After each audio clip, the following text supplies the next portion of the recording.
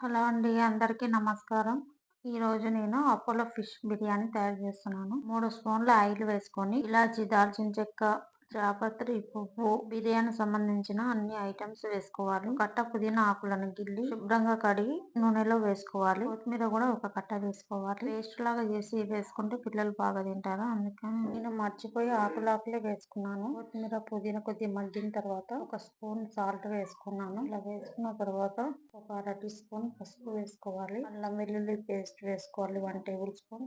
ఒక్కసారి ఇలా కలుపుకున్న తర్వాత ఒక స్పూన్ కారం వేసుకోవాలి.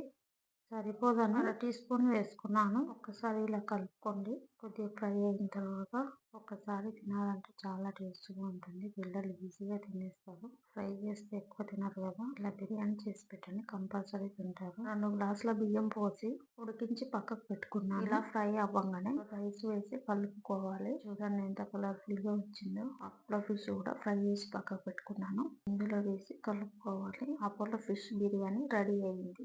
పిల్లలకి ప్లేట్ డెకరేషన్ చేసి నీట్ గా పెడితే చక్కగా తింటారు. ఇందులో కొద్దిగా పైన కొత్తిమీర వేసుకోవాలి. ఇలా ప్లేట్ లో పెట్టుకొని ఉల్లిగడ్డ రౌండ్ గా కట్ చేసి పెట్టుకోవాలి. ఇందులోకి నిమ్మరసం వేసుకుంటే చాలా బాగుంటుంది. Please subscribe to my channel. మరొక మంచి వీడియోతో మళ్ళీ కలుద్దాం.